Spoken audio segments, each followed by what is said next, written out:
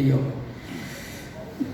Bapak Ibu sekalian, ini kesempatan yang sangat baik buat kami. Barangkali saya tidak membacakan speech karena sebenarnya speech-nya Pak Menko sudah disiapkan, namun mungkin kami lebih pengen mengelaborasi berbagai hal yang terkait dengan masalah Omnibus Law, masalah RUU Cipta Kerja, RUU Perpajakan, dan juga terkait dengan tadi yang sampaikan Bu Vita, masalah transformasi ekonomi kita. Nah, saya menyiapkan beberapa paparan, nanti saya ingin memanfaatkan betul kesempatan ini untuk menjelaskan konteks besar kita di dalam rangka Omnibus Law 2 RUU ini, baik RUU Cipta Kerja maupun RUU Perpajakan. Kami selaku yang mengkoordinasikan substansi dari RUU Cipta Kerja berharap melalui forum ini nanti kita bisa betul-betul memahami secara utuh mulai dari background dan konteks besarnya, karena selama ini yang muncul di publik kami sangat memahami karena memang RUU Cipta Kerja ini jumlah undang-undang dan pasal yang terdampak sangat besar sekali, cakupannya juga sangat luas karena hampir semua sektor ekonomi ada di situ, sehingga kalau membaca secara utuh 1000 halaman lebih juga memang perlu waktu dan perlu proses untuk memahami. Karena itu kesempatan ini sangat baik sekali, kami ingin menceritakan lebih banyak ke background dengan konteksnya secara itu seperti apa. Nanti kami singgung sedikit mengenai beberapa substansi yang barangkali sudah sering kita bicarakan, kita perdebatkan, kita bahas di publik dan di media. Pertama, sebelum saya masuk ke beberapa hal yang terkait dengan latar belakang dan konteks besarnya seperti apa, tadi Bu Vita sudah menyampaikan, saya ingin kembali mengulang beberapa pernyataan dan penjelasan dari pemerintah, terutama Pak Menko, Bu Menteri Keuangan, Bapak Ibu para Menteri di Kabinet Indonesia Maju kemarin, ingin mengantarkan sebenarnya seperti apa sih momentum kita melakukan Omnibus Law. Omnibus Law sebenarnya hanya masalah metodologi, metode atau cara kita melakukan reformasi regulasi. Hasilnya 2 RUU kemarin, RUU Cipta Kerja dan RUU Perpajakan. RUU Perpajakan ini yang di teman-teman di Kemenkeu bersama-sama dengan kami juga kita koordinasikan dengan kementerian lembaga yang terkait. Nah, saya ingin mengawali bagaimana pemerintah menganggap momentum ini begitu pentingnya di dalam sejarah Republik Indonesia sampai sejarah ke depan. Tadi Bu Vita sudah menyampaikan bagi pemerintah ini sebenarnya momentum transformasi ekonomi yang ketiga. Di dalam sejarah panjang negara kita pernah meletakkan dasar-dasar struktur ekonomi kita. Kalau kita lihat transformasi ekonomi yang pertama dan kedua, itu ada momentum yang sangat penting yang pada akhirnya merubah semuanya. Yang pertama, transformasi ekonomi terjadi pada saat pasca tahun 65, sekitar tahun 67. Di situ ada perpindahan antara Orde Lama ke Orde Baru. Namun yang menarik kalau kita lihat di transformasi ekonomi tahap 1 dan tahap 2 itu, dua-duanya selalu diikuti ada krisis politik di sana, ada krisis ekonomi, dan ada dalam tanda petik intervensi asing di sana. Nah, kalau kita lihat di tahun 67 itu perpindahan dari Orde Lama ke Orde Baru, terjadilah krisis politik dan ekonomi, hiperinflasi dan lain sebagainya. Ada banyak sekali tekanan asing untuk masuk ke Indonesia, dan ini ditandai dengan keluarnya berbagai macam produk perundang-undangan kita. Barangkali teman-teman Pak Iqbal, mungkin teman-teman BKPM ingat tahun 67 pertama kali digulirkan Undang-Undang PMA. Demikian juga ada beberapa undang-undang penanaman modal setelah itu, dan banyak sekali undang-undang yang sifatnya merubah struktur ekonomi kita. Sehingga tahun itulah mulai ada masuk Freeport, kemudian investasi asing dari Jepang dan sebagainya. Di dalam momentum transformasi ekonomi pertama ini, kita lihat merubah betul struktur ekonomi kita. Sehingga kita mengenal itulah dimulai era Orde Baru. Itu transformasi ekonomi pertama tahun 67. Nah, yang kedua, transformasi ekonomi pada saat kita mau menggulirkan era reformasi. Kalau teman-teman ingat tahun 98-99, sama juga latar belakangnya ada pada saat itu ada masalah politik dan ekonomi, ada krisis politik dan krisis ekonomi, dan ada asing masuk di sana. Kalau teman-teman ingat waktu itu ada LOI, ada letter of intent dari IMF yang memberikan pinjaman ke kita $43 miliar dan sebagainya.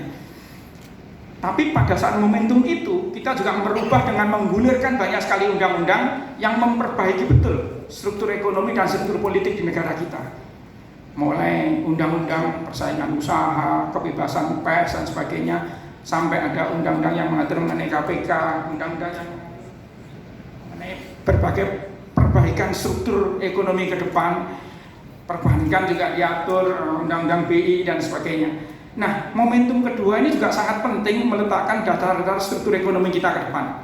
Itulah di era 98-99 pada saat kita akan memulai era reformasi. Nah, sekarang tiba saatnya pemerintah melihat ada momentum yang harus kita manfaatkan kalau kita ingin menjangkau menjadi negara maju di tahun 2045 atau mencapai visi Indonesia maju di 2045. Nah, sekaranglah saatnya pemerintah menggulirkan memulai transformasi ekonomi. Kalau teman-teman membaca RPJMN 2020-2024 kemarin adalah kita akan memulai transformasi ekonomi yang akan mengubah struktur ekonomi kita. Kita melakukan reformasi struktural ekonomi kita. Ini kita letakkan dasar-dasarnya di 2020 sampai 2024 untuk menjangkau ke visi Indonesia maju di 2045. Di mana ukurannya jelas, kita ingin mencapai satu tingkat income per kapita, PDB kita nanti 6/4 terbesar di dunia dan sebagainya. Termasuk bagaimana strategi kita keluar dari jebakan negara berpenghasilan menengah atau middle income trap kita. Jadi Bapak sekalian, ini momentum transformasi ekonomi ketiga yang bedanya adalah ini tidak didahului dengan krisis politik dan krisis ekonomi. Dan juga tidak ada intervensi asing sama sekali. Sepenuhnya mendasarkan pada kesadaran kita untuk merubah struktur ekonomi kita supaya kita bisa menjangkau visi Indonesia maju di 2045. Nah, ini sebenarnya konteks besarnya. Karena itu banyak hal yang kita rubah secara mendasar. Kita melakukan berbagai terobosan.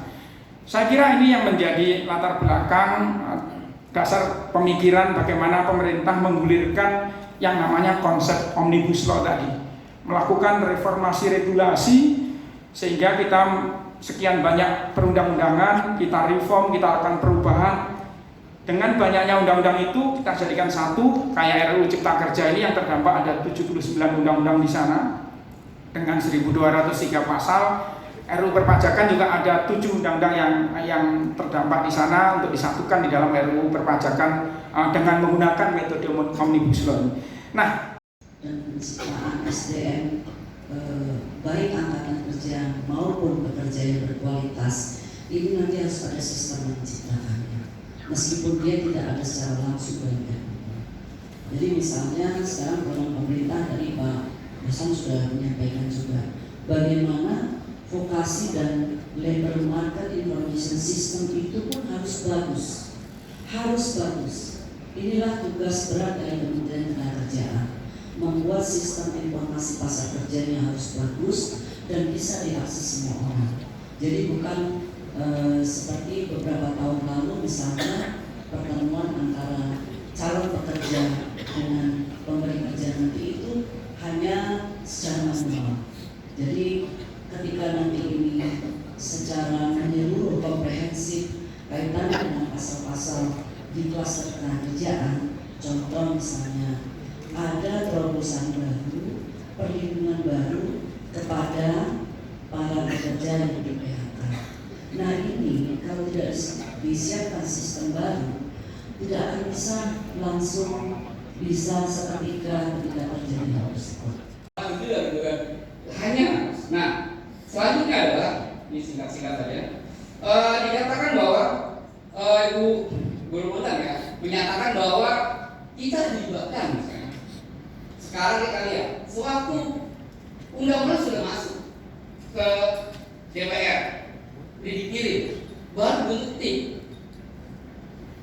Udah masuk dibentuk tim dengan era 1, 2, 1 atau berbeda. Tim dan kami menyatakan semua rata-rata menolak ikut ke dalam tim tersebut. Untuk apa peran kami di dalam tersebut?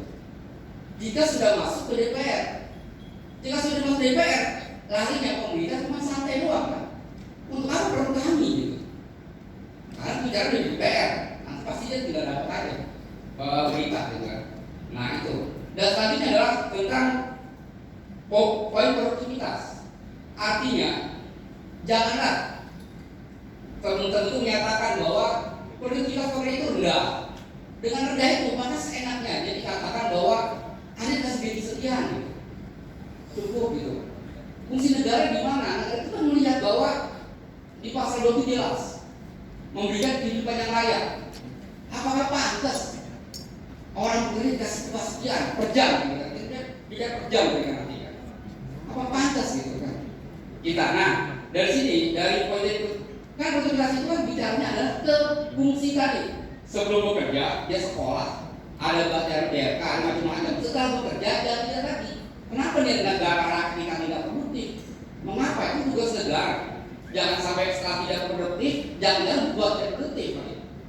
Dan karena tidak produktivitas, maka ditekan. Nah, maka jadi rendah. Nah, selanjutnya terakhir adalah bahwa yang masalah kita sebenarnya itu adalah masalah kontrak outsourcing. Itu sumber bencana yang besar. Kontrak dan outsourcing. Kenapa?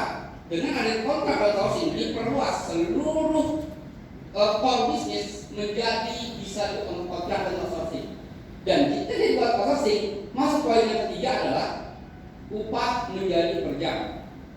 Upah menjadi per jam, dibuat seperti itu. Upah per jam itu dia orang nanti yang tunggu adalah PT-PT pembuat jasa-jasa tenaga kerja. Nanti pihak perusahaan direksi cuma telepon doang. Gue butuh tenaga ini. 2